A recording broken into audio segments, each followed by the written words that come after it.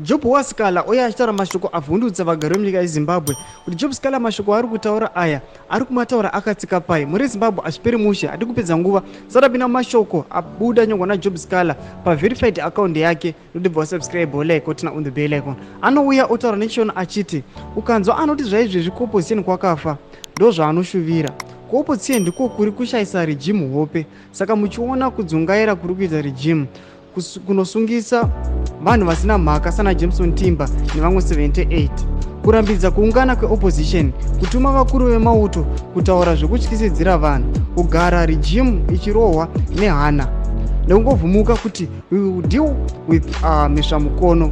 Opposition ipfungwa dzevanhu, vanhu havadi chihurumende chechibhakera ichi.